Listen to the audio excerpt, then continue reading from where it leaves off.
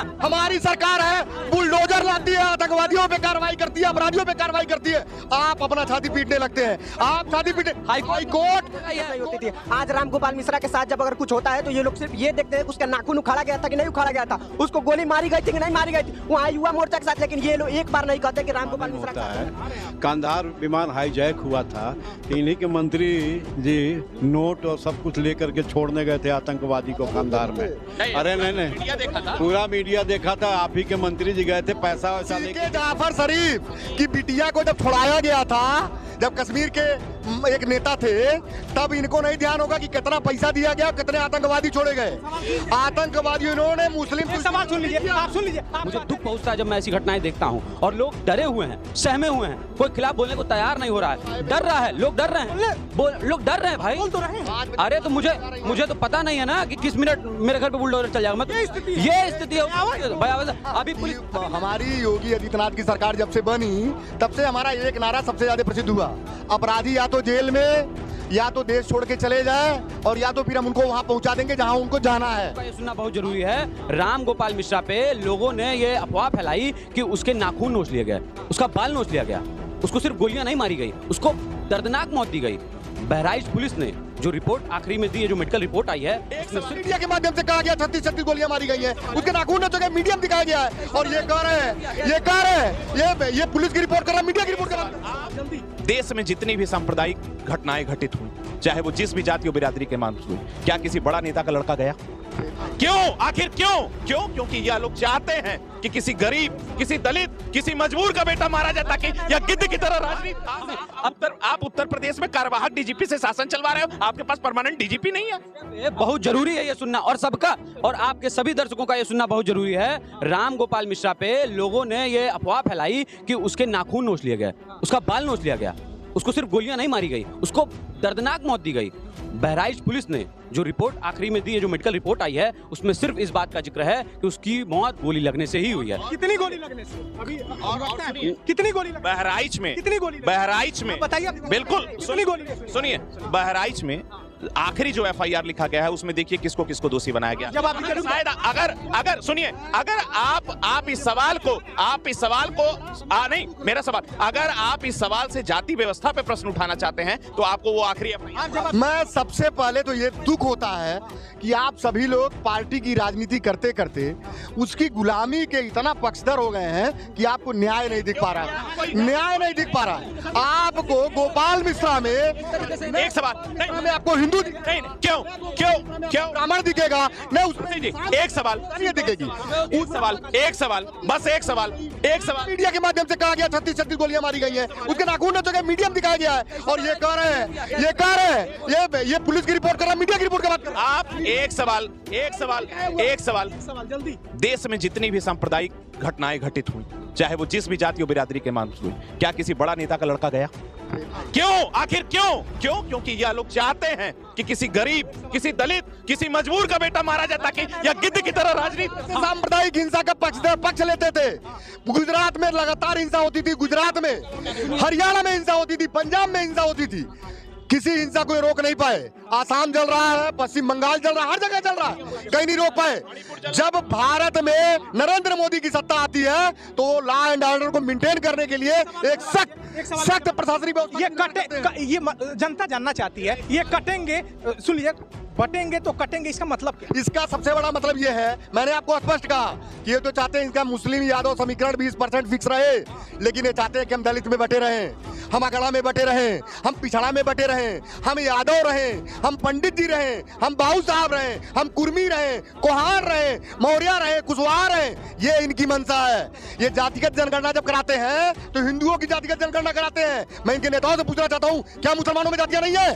क्या मुसलमानों में जातियां नहीं है? किसी मुसलमान से पूछ लीजिए को तेली नहीं है, उससे पूछिए दुनिया नहीं है, उससे पूछिए तो बताएगा कि दुनिया है, हम पठान है, हम शेख हैं, मतलब वो पंडित है या कुछ है। लोग घबरा गए, आप लोग घबरा गए। कि जातिगत जनगणना जब बात करें ये तो कहें कि भारत में जितने भी धर्म के लोग हैं, जितने भी जाति के लोग हैं, उनकी एक एक करके हम गणना कराएंगे, हम इनका समर्थन कर देंगे। सुन लीजिए पूरा, सुन लीजिए इनका कहना, सुन लीजिए इनका कहना है कि आपका 20% जो वोट है वो इंटैक्ट रहे, जो मुस्लिम वोट है। आप हिंदू वोट में कहते हैं कि जिसकी जितनी हिस्सेदारी उसकी उतनी भागीदारी, इसमें आप जाति पूछते हैं। इनका ऐसा कहना है जातिगत जनगणना करिए। तो भारतीय जनता पार्टी अपना हिंदुत्व और राष्ट्रवाद का कार्ड खेल रही है। पहले मैं बहराइच हिंसे पे क्लियर कर दूं इनको।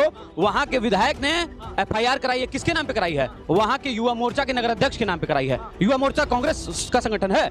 कैसे? क्योंकि उन्होंने स्पष्टता से कहा कि युवा मोर्चा की संलिप्तता है, युवा मोर्चा को जो नगर अध्यक्ष है उसकी संलिप्तता पाई गई है। वो चाह रहा था कि यहाँ हिंसा हो, वो हिंसा भड़का रहा था, उसके खिलाफ एफआईआर।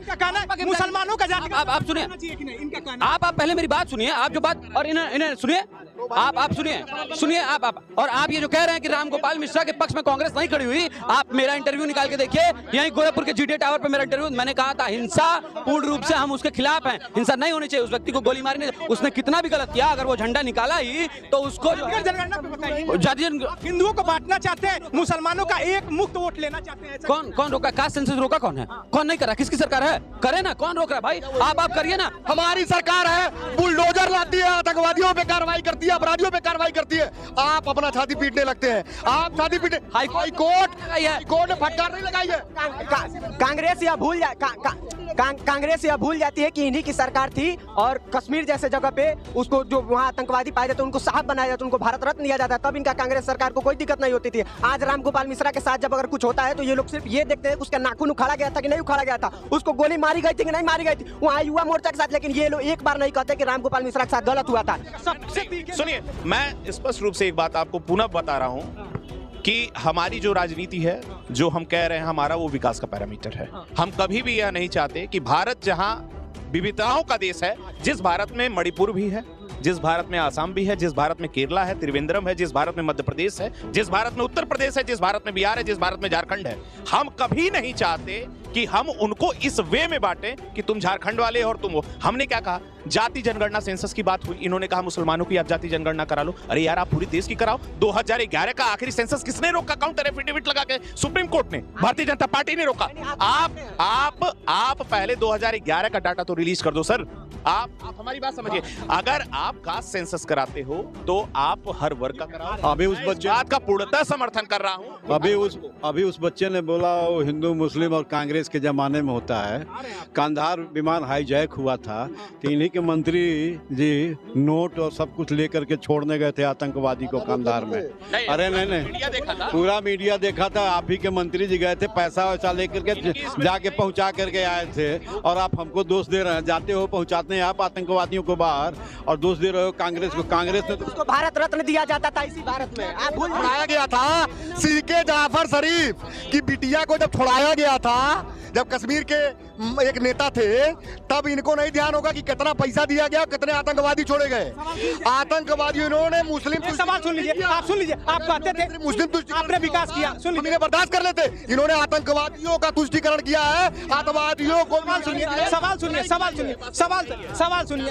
आ रहे शिवन जी, आ रहे हैं। सवाल सुनिए भाई, सवाल सुन लीजिए। आपने बहुत विकास किया था, आपने सब कुछ बेहतर किया था, लेकिन आप कहते थे अब की बार 400 पार। आप कहते थे उत्तर प्रदेश में 80 की 80 सीटें हम जीतेंगे। आप कहते थे अब की बार बनारस में 10 लाख पार। और आप कहते थे कि अयोध्या तो झांकी है, काशी मथुरा बाकी है, और आप सारे धार्मिक स्थल हार गए। आप काशी तो अखिलेश यादव का कहना है कि वोट के लिहाज से आप हारे हैं। कहाँ 5 लाख वोट से जीतते थे, कहाँ आप 1.5 लाख वोट से जीते। आप मथुरा हार गए, चित्रकूट हार गए, सीतापुर हार गए, बस्ती हार गए, आप रामटेक हार गए, रामेश्वर हार गए, बद्रीनाथ हार गए। देखिए, मैंने आपको पहले भी मीडिया के माध्यम से बात बताया था, ये हमारी हार अगर जनता की जीत है तो हम इसे स्वीकार करते हैं। हमारी कुछ कमियां थी, हम उन कमियों के साथ जनता को समझाने में विफल रहे, नहीं समझा पाए। और हमारे विपक्ष के नेताओं और मीडिया के चैनलों ने इतना दुष्प्रचार किया था कि अगर मोदी सरकार 400 सीट जीत गई, अगर जीत गई तो संविधान बदल देंगे, संविधान खत्म कर देंगे, यहाँ पे लोकतंत्र नहीं रहेगा। जबकि लोकतंत्र की बात करने वाली एकमात्र भारतीय जनता पार्टी है जिसमें सारी व्यवस्थाएं लोकतांत्रिक है। आपने कहा, आ रहे हैं शिवन जी आपके पास, दोनों लोग हमको पता है खूब घुमा रहे हैं और सीधे सीधे जवाब दीजिए। आपने कहा कि देखिए दलित हमारे पास आ गए। आप कहते थे कि देखिए ओबीसी हमारे साथ आ गया, पिछड़ा दलित अल्पसंख्यक। अखिलेश यादव ने तो यहाँ तक कहा, मैं वहाँ भी आऊँगा, कि हमारे पीडीए ने इनके एमवाई को हरा लिया। कहते थे हमारी पार्टी एमवाई वाली है, हमने पीडीए की रणनीति बनाई, बीजेपी हार गई। आज वही भारतीय जनता पार्टी कह रही है, आप कहते थे जवान हमारे साथ है, महिला हमारे साथ है, किसान हमारे साथ है, अग्निवीर का मुद्दा हमारे साथ है, संविधान लेके तो आप घूम ही रहे थे। और आप ही जो अमेरिका में बोलते हैं राहुल गांधी संविधान को लेके की आरक्षण को लेके की सारी व्यवस्थाएं देने के बारे में सोचेंगे, आज उल्टा पड़ गया। बीजेपी कह रही है कि देखिए हिंदुत्व हमारे साथ आ गया, दलित हमारे साथ आ गया, जवान हमारे साथ आ गई, महिला हमारे साथ आ गई। अब इस पे आप क्या कहेंगे? देखिए ये बड़े दुर्भाग्य की बात है और मुझे बड़ा दुख होता है कि हम उत्तर प्रदेश के गोरखपुर में खड़े हैं, जो मुख्यमंत्री का शहर है, मुख्यमंत्री यहीं से नगर विधायक हैं, और आज हम गोरखपुर उत्तर प्रदेश में रह करके हरियाणा चुनाव पे अधिक बात कर रहे हैं और उत्तर प्रदेश की कानून व्यवस्था पे बात नहीं कर रहे हैं।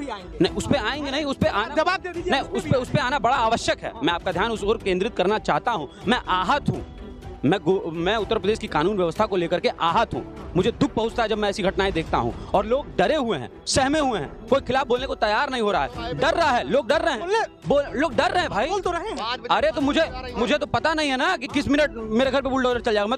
ये स्थिति है भाई। अभी पुलिस, अभी मैं आपको एक घटना आपको बताना चाहता हूँ, क्योंकि आप पत्रकार हैं तो ये बताना बहुत जरूरी है। एक पत्रकार हैं गोरखपुर के, बड़े प्रतिष्ठित पत्रकार हैं, एक चैनल चलाते हैं।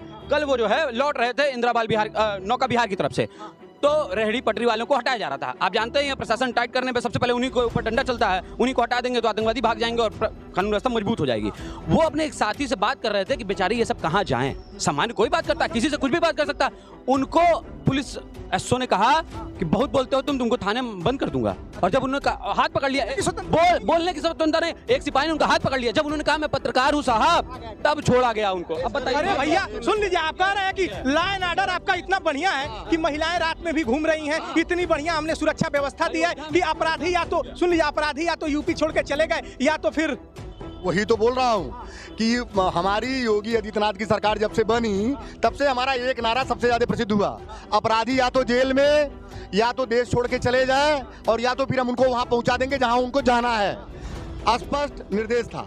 लॉ एंड ऑर्डर की व्यवस्था ये है कि आज अगर कोई महिला रात में कहीं अकेली मिल जाए तो हमारे भाई लोग ही उसको पहुंचाने के लिए चले जाते हैं, नहीं तो पुलिस की वैन आती है कि बहन आपको कहाँ जाना, हम ढूंढ ले जाते हैं। और ये डरे हैं, इनके घर का हो सकता नक्शा ना पास हो सकता है कुछ गैर कानून। अरे भाई 70 साल तक सत्ता में रहे हैं तो डर तो रहेगा ही, 70 साल जो मलाई काटे उसका डर तो रहेगा। एक मदरसा और संस्कृत विद्यालय की भी बात ये लोग फैला रहे हैं, मदरसा हटाओ संस्कृत विद्यालय को चलाया जाएगा। एक संस्कृत महाविद्यालय है देवरिया जिले के लार ब्लॉक के फरियावंडी ब्रह्म स्थान पे, अब बहुत पुराना है, 70 साल पुराना है। उसको 2 कमरा ये लोग नहीं दे रहे हैं कि महाविद्यालय बन सके। मैं आपका डिबेट छोड़ के चला जाऊंगा। सिर्फ एक जवाब चाहिए, सिर्फ एक जवाब। महिला सुरक्षा पे बड़ी बड़ी डींगे हाकी जा रही हैं। उत्तर प्रदेश में अयोध्या मंदिर में कार्यरत बच्ची वहां काम करती थी, उसके साथ जो घटना हुई वो क्यों हुई, कैसे हुई, ये बता दीजिएगा। घुमा ले गए हैं, इसका जवाब दीजिए। इसका जवाब मैं इसलिए नहीं दे पाऊंगा क्योंकि मुझे इस घटना की जानकारी नहीं है। जिस घटना की मुझे जानकारी नहीं होती मैं जवाब नहीं देता, स्पष्ट बात बोलते रहूं। एक सवाल है, घुमाइएगा मत, सीधे दीजिएगा। सब लोग घुमा ले गए हैं इधर उधर, हमको पता था आप भी घुमाएंगे। आरक्षण पे आए ही नहीं, संविधान पे आए ही नहीं, ना जवान किसान महिला और अग्निवीर पे नहीं, अब नेता ये बन गए हैं। आपके पास